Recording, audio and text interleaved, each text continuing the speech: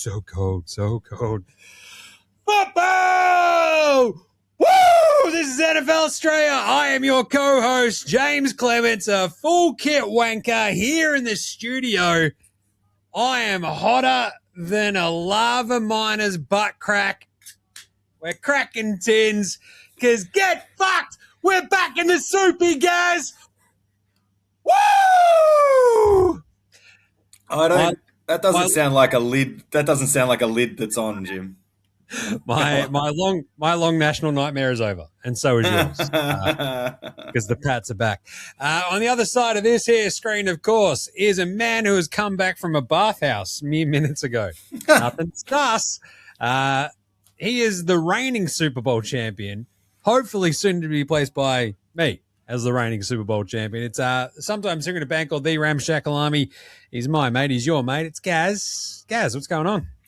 Since we started this 5 years ago, more years than not, there's been an opportunity for one of us to be absolutely fucking insufferable.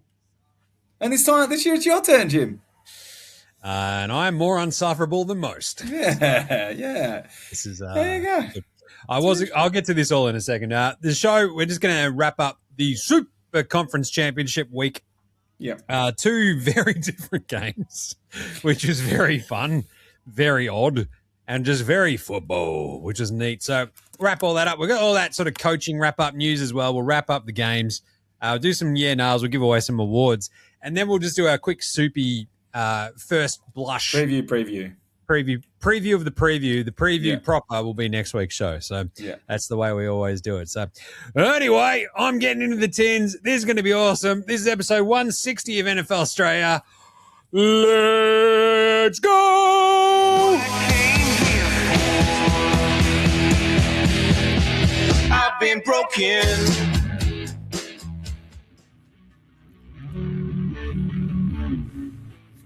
Yeah, it's really good to see that team in the Super Bowl. What is it? The guy I used to play with, that whole team. Yeah. And that other guy replaced me. Yeah, it's really great of them. Hi, I'm a really apparently salty Tom Brady, and you're listening to NFL Straya.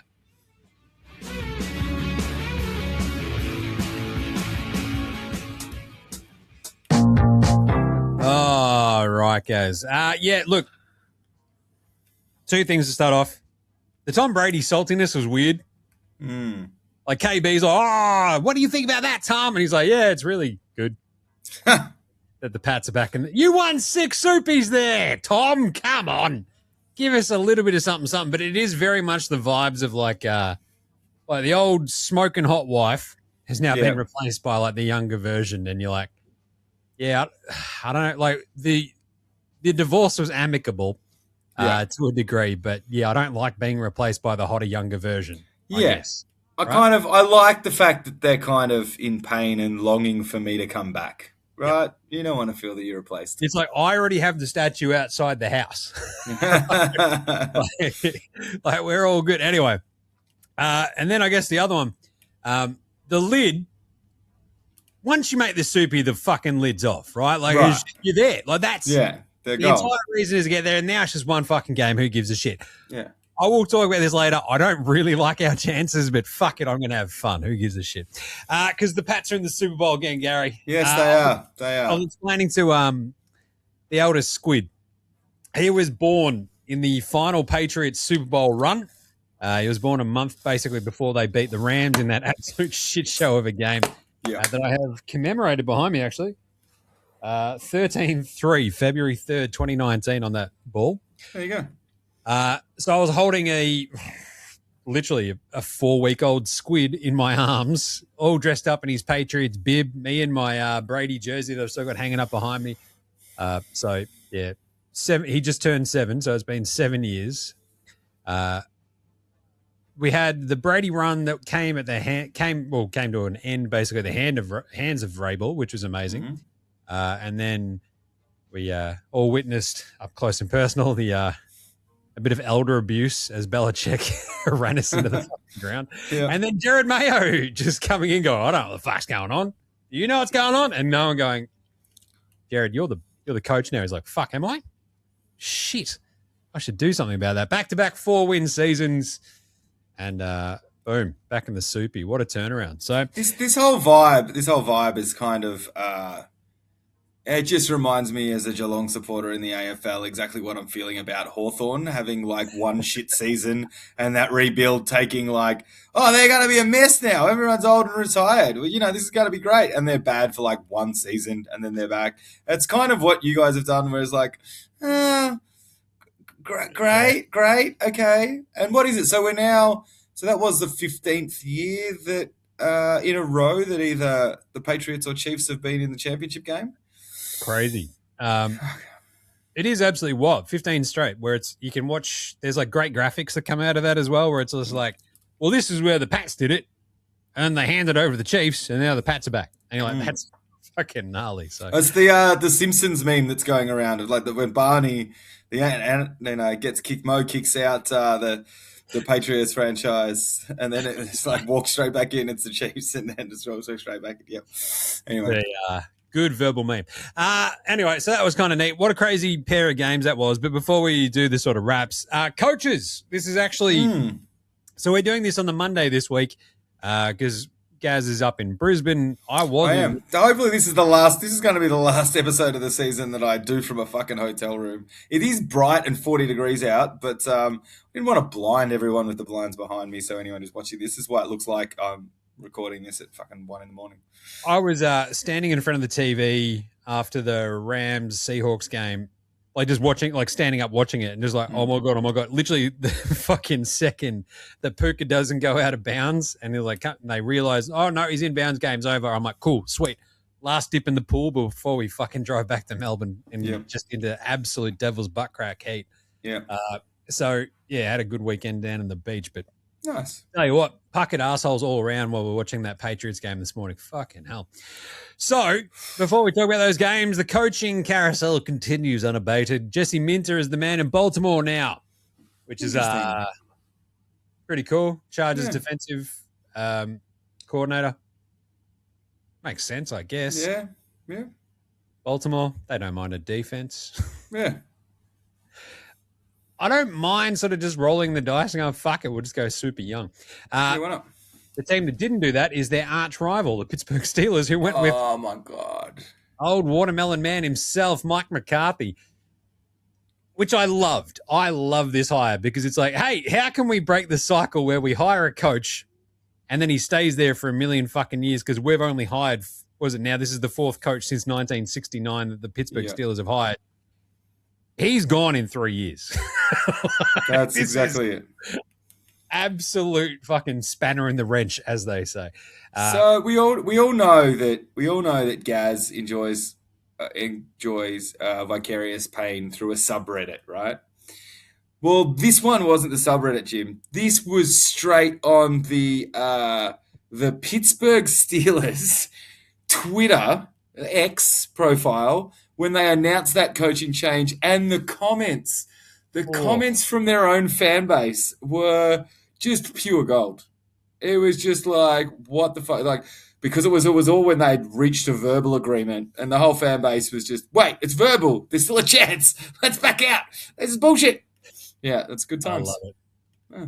That is absolutely just it seems weird to go, you know what the Pittsburgh Steelers need is whatever the fuck Mike McCarthy is doing, because there's a dude who hasn't won a soupy in 16 years, hasn't like made a title game, done anything in a fucking million years, and uses like these weirdly outdated concepts and shit. You're like, oh, but he'll bring stability. Like he brought all that stability to fucking Dallas. What are we doing here? This is just weird.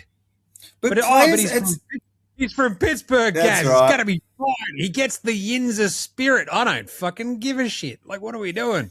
That's chaos. Apparently, as annoying as his stupid, dumb face is, apparently he's always been really well liked by the players. I'm not sure that he was well liked by Aaron Rodgers, but that's the other narrative, right? It's like, oh, well, it's definitely not going to hurt their chances of Aaron coming back. I'm like, I don't know, man. Kind of the end games, the end times, and Green Bay didn't seem real chirpy.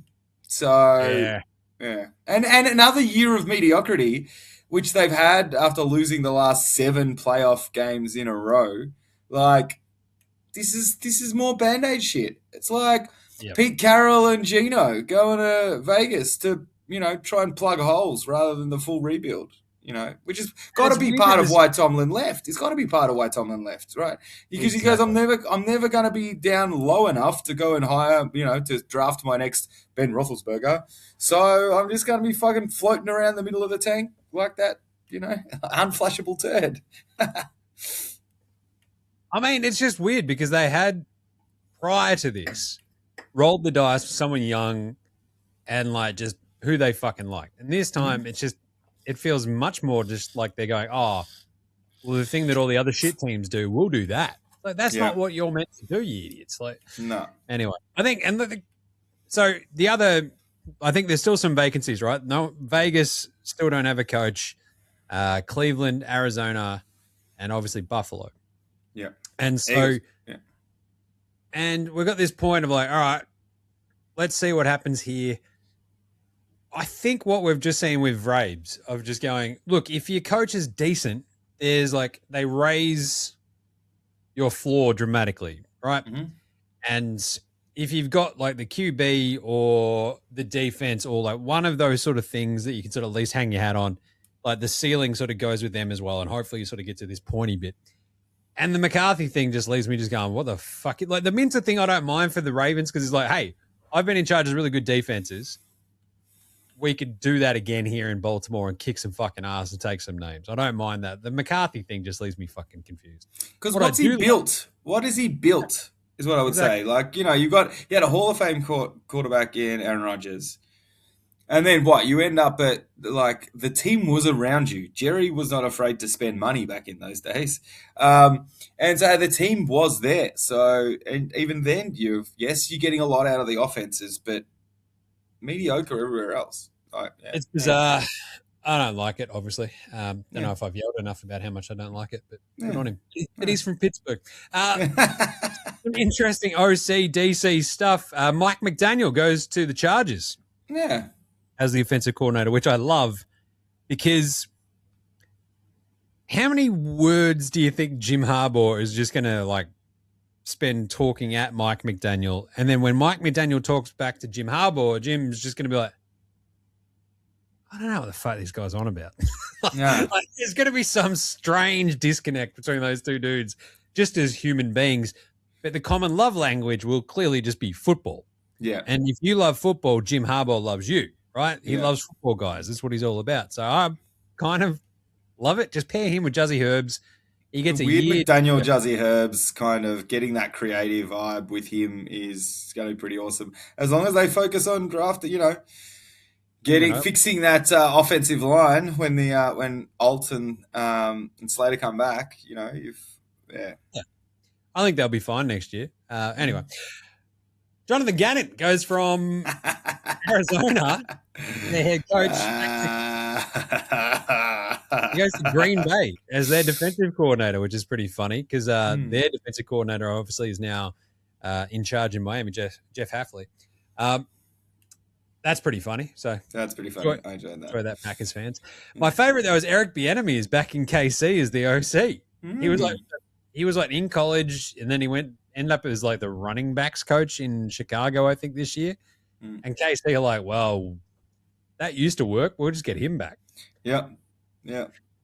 But now it's still like there's all of the talk about Philly because Philly's OC spot is still available, and they're just watching all of these picks. They had been talk about where Dayball's going to go and McDaniel and some of these players, some of these people have even gone, oh, we'll take an OC role.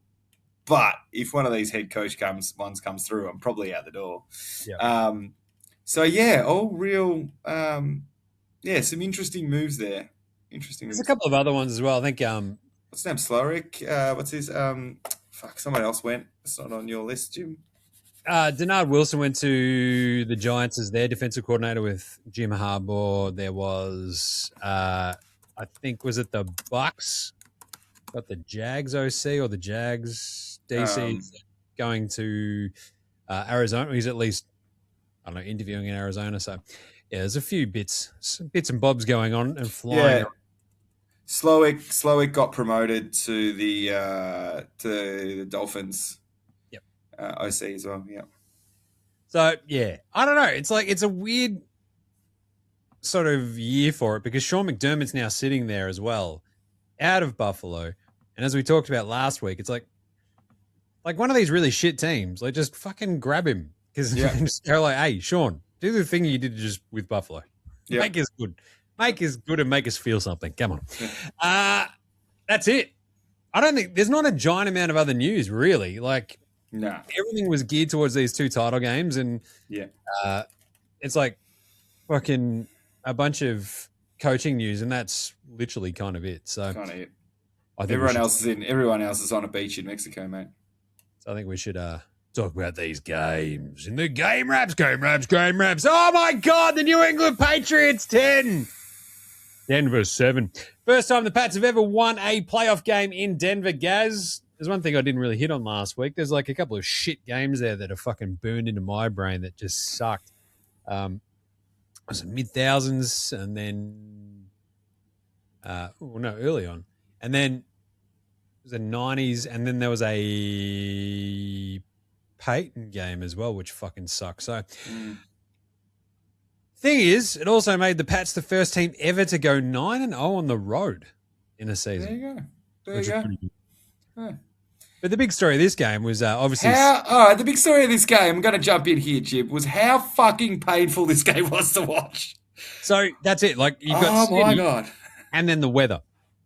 And so this made this wildly fucking painful. It was a grind starting off, and it was all my fears realised.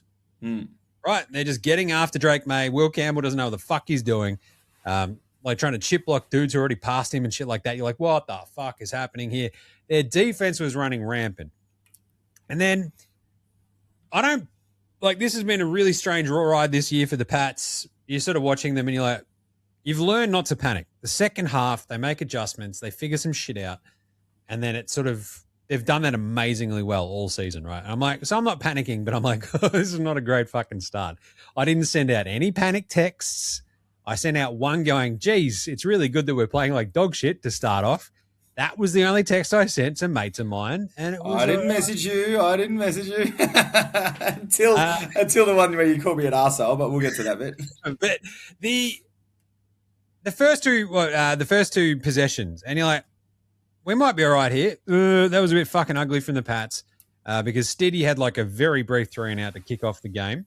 And you're like, here we go. And then their defense looked fucking, again, pack of Velociraptor kind of vibes. Right. And I'm like, what happened to the fucking team that gave up 30 points could have given up like 44 points to Buffalo last week? Why the fuck can't we move the ball?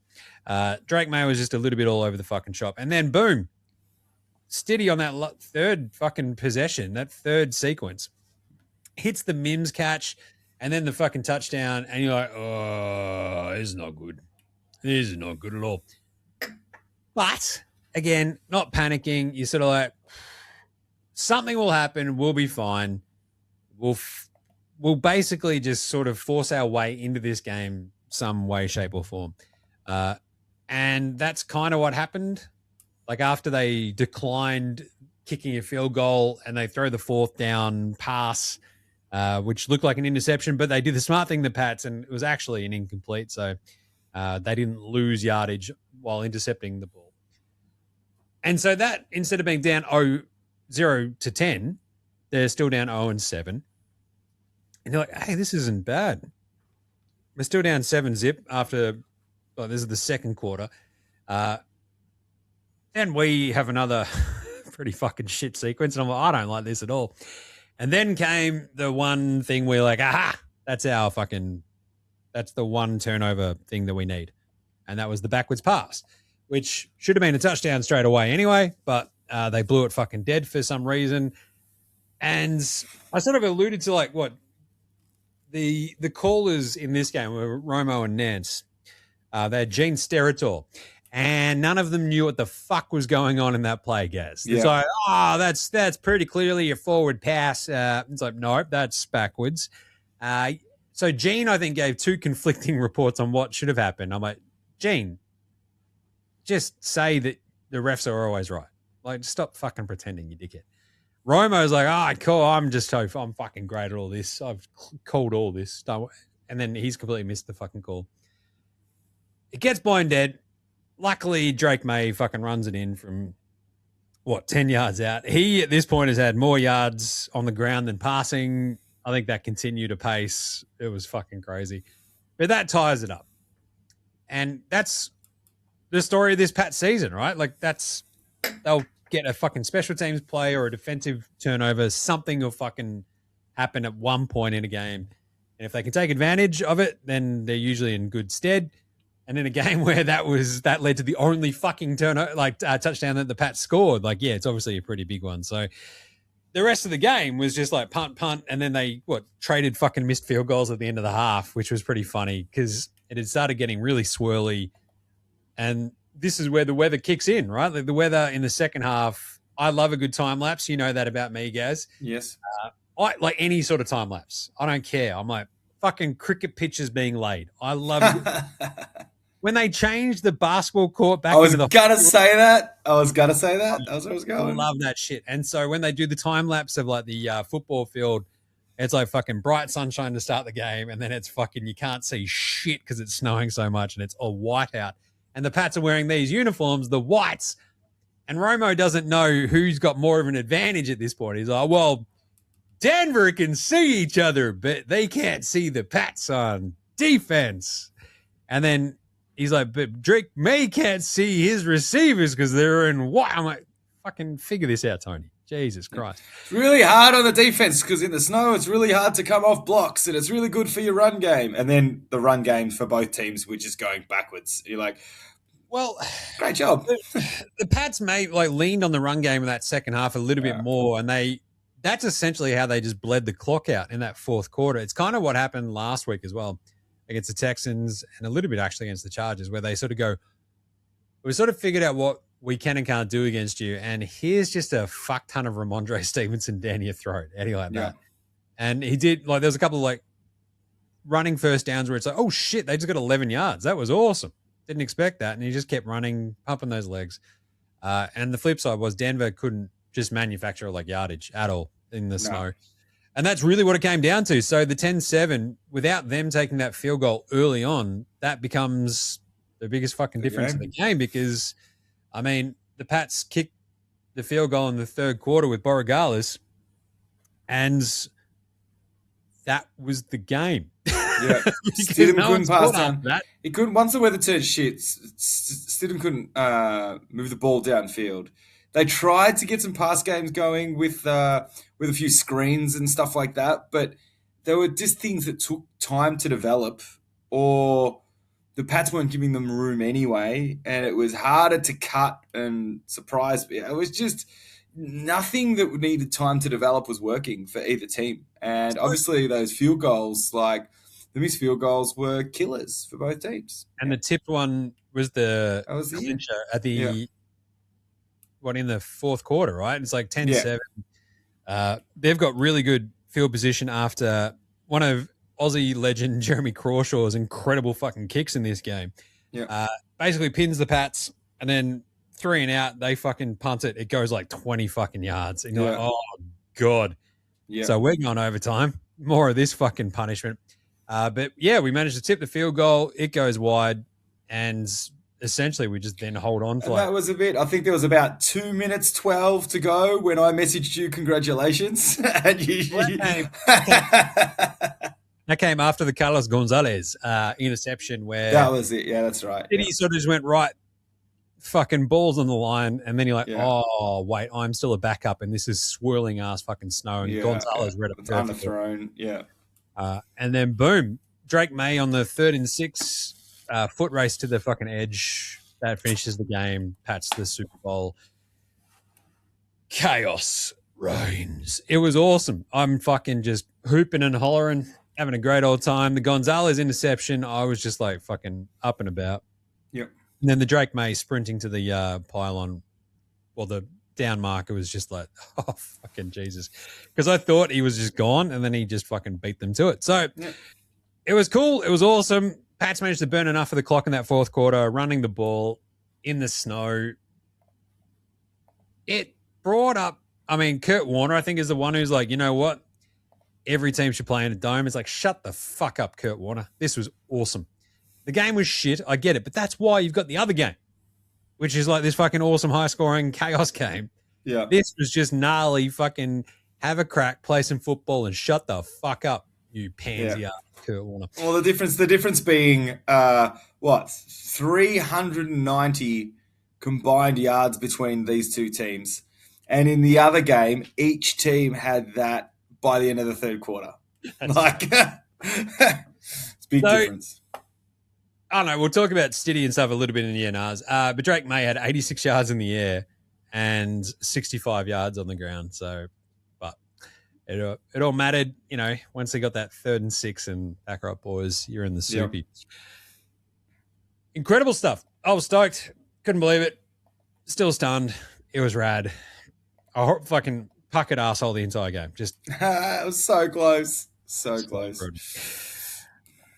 The second game, the NFC title. Oh, the other one, Romo, National Football League. So this has long been a bugbear of mine here, Gaz, to the point where I remember sitting in like bars in the States and trying to explain to like American mates of mine. I'm like, just listen to how many times these fucking idiots all say National Football League. And they're like, what are you talking about, Jaymz? I'm like, just listen. And as soon as you point it out to an American, they all fucking lose their mind. They're like, oh my God, he says it all the time. So yeah. They just never even say the NFL. Like, so the National Football League, it's like you're just saying words to let your brain catch up because you're a fucking moron.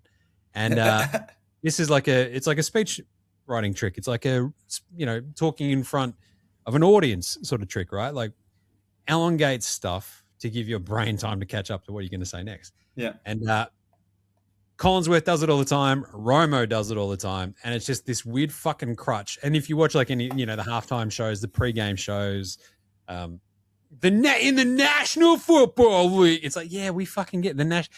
And it became a running joke with mates of mine. It's like every time it's like, oh, in the National Football League. I was thinking it was the other one.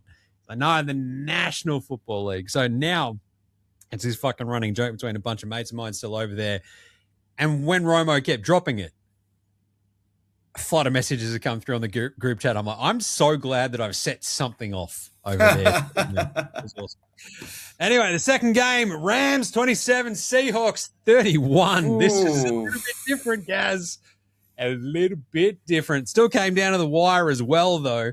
Kind of surprisingly, because it all turned, I think it was the final Rams touchdown, where I think one of the squids was probably, I think the baby squid was beating the shit out of the older one. And I've had to go sort them out or something, came back and they'd scored. I'm like, what the fuck just happened?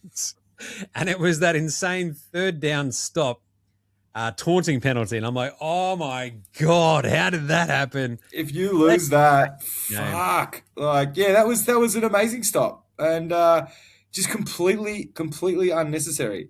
Who was it? Was it Woolen? It was Woolen. So absolutely hilarious stuff. 15 yards after the 3rd and 12 incompletion, and boom, off they go. But it was a really fun game. And Seattle, by the end of the first half, you're like, oh God, what? It was like 17-13. You're like, okay. Oh. And then by the time the Rams score a couple of times, and you're like, oh shit, we're going back and forth then. That's pretty fucking cool. Darnold had a couple of sketchy moments, especially in that second half. Stafford had a couple of little like hellos. But, I mean, between Kyron Williams and Kenneth Walker, you had like these sort of bashing fucking runs. And then on the other side, you had Puka versus JSN. And it was just off its head. Like, it was like, hey, who's going to be the best receiver in the fucking league right now? It's like, oh, I'll do it. It's like, no, I'll do it. 153 for JSN, 165 for Puka. Get fucked. Like, but also, like, I know you mentioned that they both had a couple of sketchy moments, but ultimately, I was watching this quarterback play going, oh my fucking God, both of them were just hitting receivers in stride or dropping it just over a defender's head where only, I think it was the Adams one. There was an Adams one down the sideline that Stafford just dropped it over, and I'm like, oh, that was fucking pretty. And the same with there was the one to Puka that was where he was surrounded by like 4 defenders. And then the Darnold touchdown to his tight end in the end zone with pressure in his face on the move. You're like, fucking hell! All right, these guys are. We didn't get playoff Darnold, right? We got an actual like fucking classic game from him. The Rashid Shaheed completion down the right sideline was like really early on was absolutely massive because it's like, oh yeah, confidence booster. This is an absolute fucking dime, and everything else to JSN was unreal. JSN had the one-handed catch falling out of bounds, absolutely unreal. So 3 touchdowns each, 0 interceptions. And it was just absolutely fucking back and forth champagne football, if you will. The weird one was there was a couple of fumbles, but the only one that lost it was the special teamer for Rams, right? Once again, right? All season, it's been their special teams, whether it be kicking or whatever. And, their season was lost based on a punt return fumble, where they ended up in the second half having Kyron Williams back there returning punts, who doesn't return punts, but at least he's got safe hands. At least not lying on the ground trying to catch and go, I don't know where the ball is. Because I think that's usually a pretty bad position to be in when that happens. There was a weird moment where they didn't review, was it the Cooper Cup catch on a 3rd down, right, where he's sort of falling backwards and throwing the ball over his shoulder. And the ref's like, no, don't review that to Sean McVay. And they don't. And it's like, we talked about this last week. There's nothing cooler as a fan if you lose than having screenshots. Yeah. Still frames. Where it's like you can just go, see. I love that. Because you have the still frame of like where Cup's shoulder hits the ground and where the ball is. It's like, he's short. It's like, well, fucking review it. You have you can do the challenge. Off you go. And you didn't. So sort of sucked in a little bit, but this was back and forth, and it was really, really entertaining. I think after Seattle scored the first touchdown, I think their next drive, they sort of stalled out a little bit towards the end. So they ended up on their 9, and they had to kick the field goal. And you're like, oh, and it was just that sort of moment where you're like, this is going to be a pretty fucking awesome, like just have a crack sort of game. And that's exactly what happened. Like it was the Devontae Adams stuff. It was the JSN stuff. Puka just muscling dudes out of the road. And sort of McVay looking a little bit confused at times. The Seattle defense playing pretty well. The Rams defense playing pretty well. And most of the time... what's his name? Amenwari? Like, he was like the rookie. They tried to... It was almost like they were picking on him. He had 2 pass breakups back-to-back. One on Puka, one on Adams that were just fucking awesome. He was wearing them like a glove. It was awesome. I love that Cup got a touchdown against his old team. Yep. It sort of felt like it was like, ooh, look out. And I remember saying to the Squids, I'm like, all right, if they score the next touchdown, I'm going to take the iPad and I'm going to put it next to the pool, and we're just going to get in the pool now. They didn't, because that was their next 3 and out when the fucking flag came out and they got pinged, and I think then they hit the. It was a very nice play, right? Right. So, suddenly it's a fucking super close game again. You're like, Jesus Christ, what is going on here? And it was just wild entertaining. It could not have been a more different game from the early one. And no, I enjoyed watching this one. Yeah, that's it. But my thing is, I'm just sitting here the entire time going, fuck, both these teams are going to kill us. Like, I don't care which one it is. Like, my message to you was, unfortunately for the Pats, you have to play a team with an offense in 2 weeks' time. Well, look at what happened with, look at what you've run into with CJ Stroud. Come on. And fucking... Do I have to whip out my stats about how this is the toughest actual road to a Super Bowl in the history of the NFL, guys? Yeah, it's probably. You will, probably for our... Three top 5 defenses. No one else has done that on the way to a Soupy in the playoffs. So, unfortunately, they've always been matched with a fucking non-existent offense. So it's painful. Herb's pretty good. CJ Stroud was the second coming. And if you listen to Chris Collinsworth last week, Jarrett Stidham not only had the biggest schlong in the fucking planet, but he was also the greatest dude to like walk the earth since Jesus. And he was also had a fucking bazooka for a fucking right arm. I was going to say actually earlier about that. That Denver game 100% felt like the classic. We've got the first 15 offensive players memorized and we're rolling them out. And then once it goes after that, it all goes a bit to shit. And that's kind of how it went, I reckon. But I don't know. There's the two games. It was awesome. The Seahawks sort of holding on as they sort of like crunched the clock late. They sort of just killed it in the fourth quarter on two separate possessions that took like 9 minutes basically away from the Rams. And the Rams just couldn't quite get it over the hump. And like that fourth down stand they had on the second last Rams possession, there wasn't like the 25 seconds left in the game one. The way they forced that, you're like, yeah, that's the Seahawks defense. Like this is the most balanced team we've seen all year, right? Like a really good offense with Darnold, with JSN, with Kenny Walker.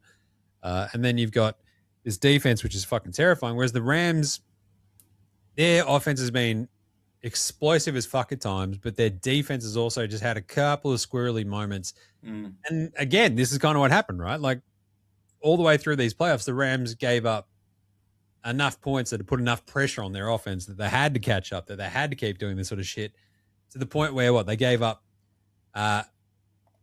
31 to the Panthers. They just squeaked by the Bears in a chaos, fucking freezing cold ass game where they let the Bears score 17, they managed 20, and then they gave up another, 31 to the Seahawks. So you can sort of see that this sort of balanced out. And I guess that leads into the first year. Is Pats Seahawks the best matchup that we could have had of these four remaining teams? What do you reckon? I think of the four remaining, makes sense. And let's be honest, it's who we both picked. You guys didn't cover, right? It was 3.5 in the end. 3.5 in the end. So the Pats didn't cover. Yeah. So, but look, in terms of the teams head to head of those final four, don't get me wrong. I think either it couldn't be Stidham. It's the love story, the drama of the backup quarterback, underdog for the the non-fans of any team. But really, in terms of a quality game, you want teams at full strength and or as close to as you can in this part of an NFL season. Rams still would have been good, but I think the narrative, I'm already sick of it. The amount of screenshots that I've seen of the 2014-15 Super Bowl, like if the Seahawks the fans are going to be all about, if we beat them on the last play, it's just going to be poetic justice, Jim. It's going to be poetic justice. I don't think it's poetic justice. Like you got intercepted by Malcolm Butler. Oh, no. They're going to. I get it. You idiot Seahawks fans, just run the fucking ball. You fucked up. Pete Carroll fucked up. It's not like we didn't somehow steal this game. Malcolm Butler read the play and fucking jumped. It was awesome. Yeah. I still remember just like literally fucking screaming my head off as that happened, thinking that it had been caught by the Seahawks and realizing the Butler had actually caught it and just like losing my fucking mind. It was awesome. But I guess with all this in mind, so Sean Payton came out and was like, yeah, I don't know, probably should have kicked that field goal. So I'll put it to you, Kat. Should Sean Payton have kicked that field goal? Yeah, no. I think my thing about this is everyone knew the weather that was coming. Yep.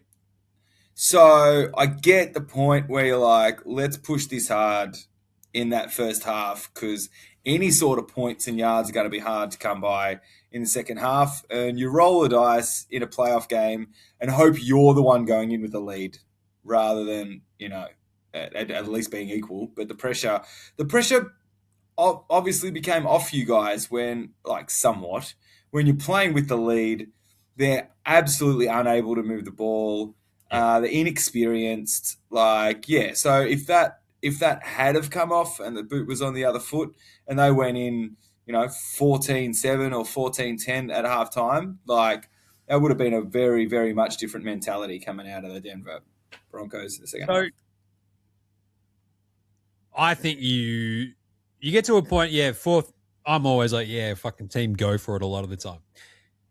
But your defense is playing that fucking well. The Pats hadn't had a drive go for more than 11 yards at that point. Yeah. All right, you go up 10-0. Who the fuck knows what's going to happen? And this is when you're actually able to fucking kick because it's like swirling around, snowing, all this sort of shit. So in a game where points are wildly fucking difficult to come by, this is where you have to take some fucking points and put them in your pocket. You know, we're up 10-0. Suck my nards. Come at us, bro. Yeah. And like the Pats, when Borregales kicked that field goal at the start of the third quarter, you're like, all right, I don't know how the fuck we're going to score the rest of this game. Because as it got snowier and snowier and snowier, Evan Washburn, like on the sideline, turning into fucking Jack Frost, was pretty funny with his hair. It was like, this is bad. And like the Patriots trying desperately to score points at the end of the third quarter, Borregales misses that one. You're like, this is really fucking difficult, like conditions to like score any points. So I feel like if they're there on offer early, take them.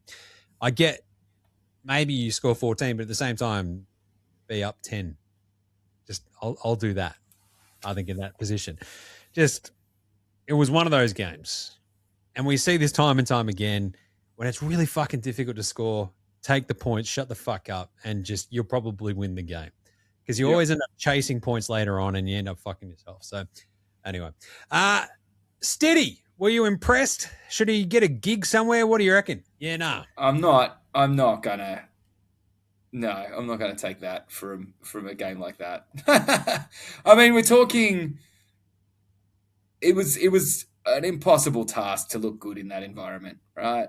Even if he'd ground it out, it was never going to be a game for the ages. 133 yards, just over 50% completion rate. Nothing seemed to go further than a couple of yards past the line of scrimmage. After that first quarter, you had that drive, as you said, the old Sean Payton. That's where I first learned about scripting, when like Drew Brees used to talk about it in the Saints days about, we're going to have these players going to be hard and fixed. This is how we're going to run. We're going to get a vibe for their defense, and then that allows Sean to call what he calls. So I don't think you can make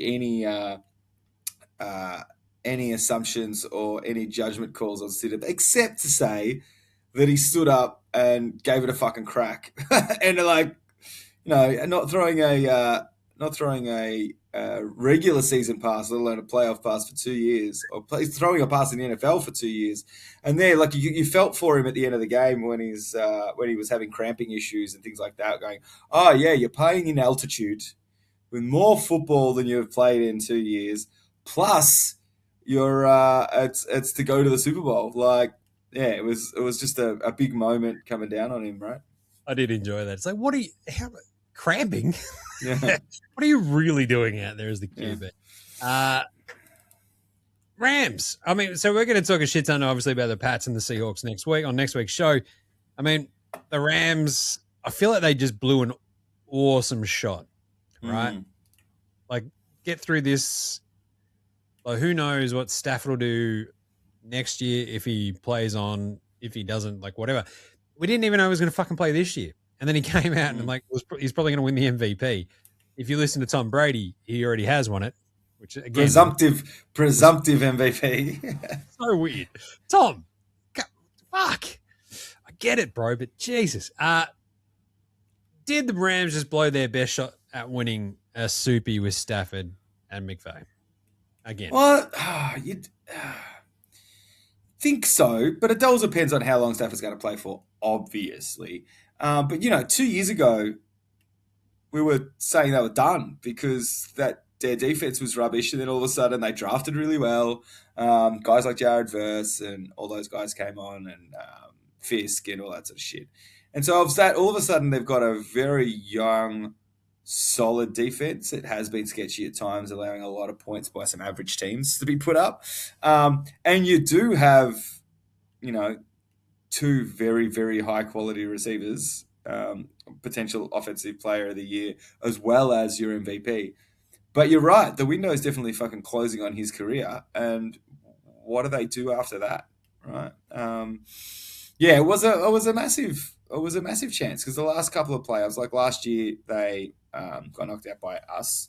This year, they seem to be knocked out by the strongest team in the NFC each year. It just so happens to be that they ran into the Seahawks, the buzzsaw of the Seahawks. They did a really fucking good job. I thought the Seahawks were going to, particularly in that first half, but was going to turn it on a lot harder, and it was going to be a lot wider differential, but they kept it close. Yeah. Stafford played like off his fucking head. It was good. It's weird because I feel like coming into this year, we all had like weirdly tempered expectations about them, right? Because of the Stafford back stuff, all this sort of shit. If he plays on, I think they've got like another year or two where they're like, we'll be all right. But this is such a fucking huge opportunity. Like, just get past the Seahawks and you're going to be favorites in the Soupy. You probably kick the fuck out of the Pats. Like, your revenge fucking 7 years ago. And instead, it's the Seahawks now there with a really good chance at, revenge from, 10 years ago, 11 years ago.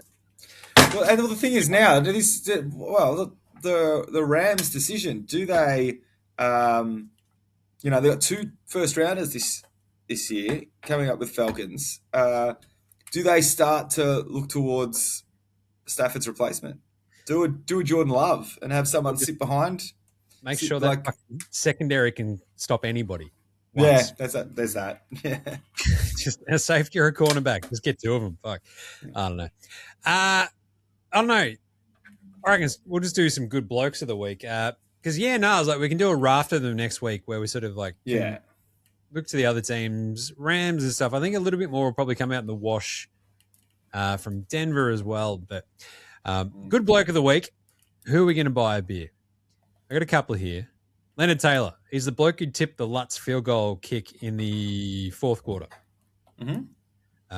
After Borogalis had missed the 46-yarder going that same way, which was like the way you wanted to be kicking with the wind and with the snow, but as it's swirling around, it's always a bit fucky.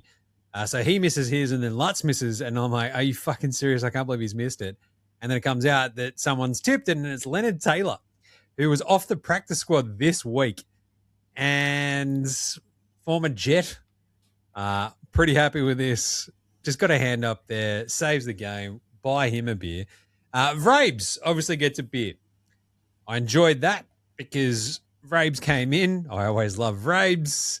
The man who ended the Brady Belichick dynasty and now has a potential to switch over to a new Vrabes and Drake dynasty. I'm kind of here for it.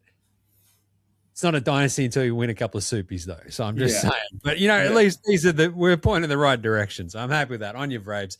But back-to-back 4-win seasons, watching football as a Pats fan had just gotten to this point where it's like, this just again, make me feel something.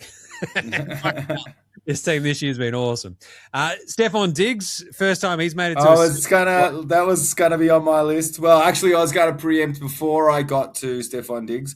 I was gonna say Cardi B because Cardi B's announcement that we're going to the Super Bowl. But yeah, Stephon Diggs. But Diggs was like the last dude out there on the field watching KC celebrate a couple of years ago when they beat them in the AFC title game, right? And it's just like he made it. And that's awesome. And then that sort of then goes to Drake May because he's in the Super Bowl before Josh Allen, which is also... But it also goes... it goes back to the Vikings days, right? How close he came around there, right? Where there was one against us.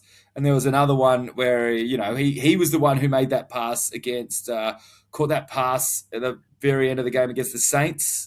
Raced in there, so he's had some awesome plays. He's been a pain in the dick on a couple of his teams and got his way out of there, but to finally make it to a Super Bowl is pretty awesome. And the flip side is Devontae Adams, who hasn't made a Soupy because he's 0-5 in title games now, which is holy shit, fucking brutal. You think about all the times in Green Bay, and then another one right now. You're like, dude, that is just. That's brutal. So, but the same as Moss. Never, Randy Moss never hadn't They'd never won one because his best chance was an undefeated season with you guys. Yeah, at least he made a soupy though. Like He did Devontae make one. Adams. Yeah, didn't make it. So. The other one, the one more for me is DeMarcus Lawrence, and I mentioned this last week. Copped a lot of grief in the off season when he signed away from the Cowboys and said, "I'm never going to win a title here with Jerry." So he went and signed with Seattle and copped a lot of fucking flack for it, and now he's been proven right. And he's not a passenger. Like, he had a fucking awesome sack this week. He's been showing up really strong for them. And then obviously, we have to chuck one out there for Darnold, who was, was told that he fucking, after they shipped him off from the Vikings, after he shit the bed in the playoffs, the Vikings have gone backwards after 14 wins a year. He steps in, gets rid of a few demons, and now all of a sudden, after a shit start to his career because he's unfortunately drafted by the Jets, he's now finding himself in a soupy and going to go into the soupy as a favourite. Just don't get mono, Sam Darnold. Yeah. So, who knows what would happen otherwise? But yeah, that's awesome. Darnold, he's still that beard. I don't know, but he's got a weird fucking face on him. He's just got a really strange face. But so does Drake May, because Drake May, again, he's got the 1950s coal miner looking face, but baby faced. It's very funny. They just some weird looking cats. Oh, mate, no, mate. Xavier Smith, we mentioned him before. Rams special teams, been a big bugbear for them all season, and not great. Dropped the ball, laying on his back, don't know what you're doing. Just let the ball go at that point if you've lost it. Just don't touch it. And then obviously Tariq Woolen for the taunting on the third down that then led directly to the touchdown. That was brutal. Like, not great. He's like yelling at his teammates and shit after that as well. It's a fucking crazy game. But at the same time, what are we doing? That is, in this fucking time, in this moment, really 15 fucking yards on a third down. It was third and 10. So it got to fourth and 11. It would have been. All of a sudden, he said some mean words. And we're going to don't get me wrong, it was pretty fucking dumb. He skipped down the sidelines, taunting at their bench. Yeah, at their bench. It wasn't just like standing, like the ones where you've stood over a player, which is fucking rubbish. He was actually yelling at their sidelines. So I kind of get it, right? But it's still a stupid rule. As you sort of see, like no kids at home are like, oh my God, I can't believe he did that. He's not rubbing his nuts on the fucking receiver's head. Like, what are we doing here? Like, it's insane. And my final old mate, no mates, Terry Pagula. Now, this has been a Bills saga this week. And it's like, the Bills have just never stopped Billsing. I like this. This is fun. With them in my division, nothing makes me happier. Actually, I've got another one for the in-division vibes. But Terry Pagula go, we definitely we had a process behind sacking Sean McDermott. And he's like, the process was we lost that game. And then came out, I was like, no, it's not just because we lost that. It's like, what? Yeah. But you just said that was why. Oh, my fucking God. He had like back then to back. Then it got added to when they asked Bean why they lost the game, and he stepped in and said, it was because of the ref's play call. That was definitely a catch. Well, hang on. How are you blaming Sean McDermott and firing him based on that, which is exactly what you said, and then you blame the ref for the game? So the refs fired Sean McDermott is what I assume here. Like, the Bills never, ever underestimate the ineptitude of, like, really fucky franchises and, like, good coaching and, like, management sort of just shielding the rest of that sort of shit from, like, everything else. That's a classic example of that. Also put me in mind of, like, watching Bob Kraft up there, like, slur. Hey, it's really good that we're back up here. Gonna go get a wristy. It's like, oh, fuck, Dad's talking a bit fucking janky. Another good bloke actually I wanted to throw in there was Adam Vinatieri, which was awesome to see him on the sidelines because it also stark relief like how hard it is kicking in fucking weather, and he famously against the Raiders fucking kicked the game, the field goal and one of the snow games. Amazing stuff. But also, old mate, no mates, if you're a Dolphins fan, don't go on the internet. They're not enjoying a good time. Rough day. I think it's 10 Pats Super Bowl appearances since the Dolphins last won a playoff game. Wow. That's a lot. Yeah, it is a lot. It's just a lot. It's just a lot. Outback Takehouse, unless you got any other old mate, no mates there, Gaz. Nah. You've pretty much ticked the major boxes. Oh, it's very simple, old mate. Outback Takehouse. It's like, I don't know. I'm pretty sure they just did this though. It's Monday at Outback. You know what that means? Oh yeah, it's our Monday special. 4 for 1 TGIF Monday cans of Foster's Lager. The cans the size of your fucking head. We've got to get rid of some of them this week, so get stuck in. It's the Aussie beer for drinking, and it's only at Outback. Today's flame grilled take is quite simply, Roger Goodell jumped in the old dog and bone and went, we're not having fucking Jarrett Stidham in the fucking soupy. What are you doing? Give it to Bob Kraft. He's paid his penance. Only at Outback.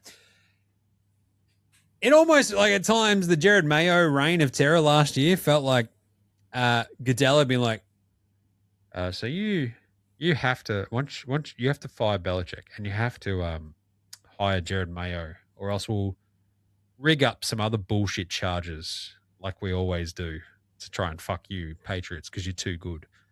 So take this couple of years in the wilderness and then you can do what you want.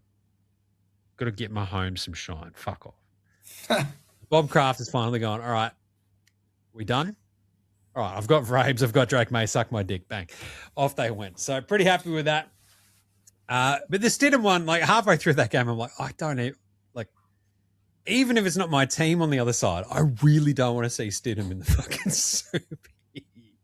It's just... That wouldn't be great. Wouldn't be great. No. Like, the Pats aren't very good anyway. As I said, they've beaten 3 of the top 5 defenses so far. Probably leads us pretty nicely into a bit of a preview after the Aussie Battler of the Week. We've still got Dicko, Mick Dixon. Crawshaw's punting was absolutely awesome. And you're like, Jesus Christ. Yeah. A good punter can make such a fucking good, like, big difference in a game. And he was incredible. He did his job fucking perfectly well. But what do you reckon? How much of the Seahawks going to be favourite by, Gaz? Before I haven't looked at this yet. I have no idea. So I'm going to turn my eyes in 2 seconds and sort of see. So what do you reckon? I reckon it's going to be 4 or 5. Yeah, I'd probably say 4.5. Yeah. Hey, nailed it. Fuck, that was pretty good. That's pretty good. I would have thought it'd be actually maybe a little bit more conservative, maybe 3.5, but fuck, that was good. Seahawks, 4.5-point favourites in Levi's Stadium in 2 weeks' time. So, first blush vibes, Gaz. What do you reckon? Oh, my first blush is Seahawks. I need to see more from. I'm not going to have an opportunity to, but I haven't really seen much of your offense in the last couple of weeks. Obviously, there's been some pretty awesome defenses that you've faced and all of that sort of stuff. But the Seahawks seem to be the more complete team right now. They do. And I think, watching that Rams Seahawks game, I'm just like, fucking, just like, come on, man. We're going to get killed by either of these fucking teams. Yeah. I don't know, though. Like, I'll take my plus 4.5 for the minute.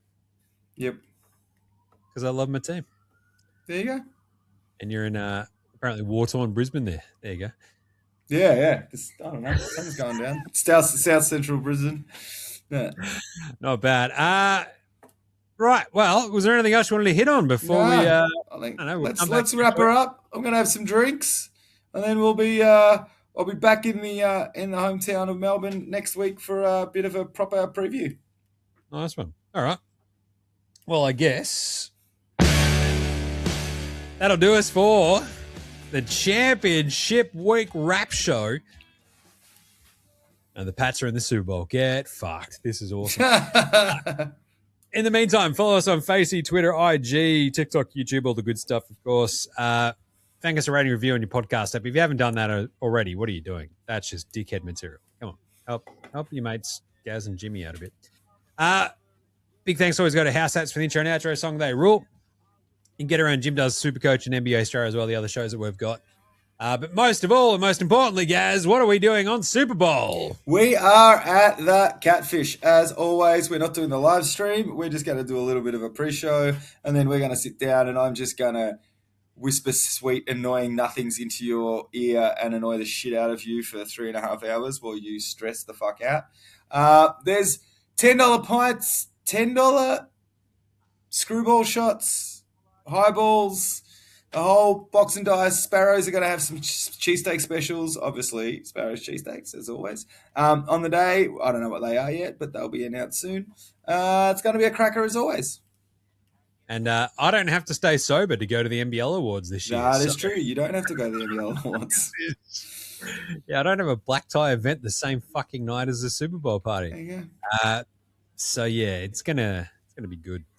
I'm excited. Nice. I mean, having put you through hell the last 2 of the last 3 years has been very fun. I don't like my chances so much. I'm taking the Pats plus 4.5 right now, but at the same time, I don't like our ideas here of winning. But still, we'll have a good time. It'll be great. So I think doors are what, 8:30? 8:30, yep. 8:30 at the Catfish in Fitzroy in Melbourne. So if you're going to come say good day to your mates, Gaz and Jimmy. We'll be hanging out, drinking a million tins, watching the football, talking some shit. So that'll be good. Exactly. Awesome. Anything else you want to plug there, Gaz? No, that's it. That's my week. I'm in Brisbane, and then I'm back in Melbourne, and then I'm not. And then next week we'll do the massive Super Bowl preview show, which we usually do, where we'll sort of basically come up with a bunch of our best picks, all the stuff that we want to talk about, things to keep an eye on, some super nahs, and all the good stuff. So it's very fun, but I can't believe the Pats are here. It's the first time we'll actually have been doing the Super Bowl party at the Catfish where the Pats have made it. So that's true. That's true. Anyway, we'll catch you in a bit, you dickheads. Go Pats! See yous. Later, Jose.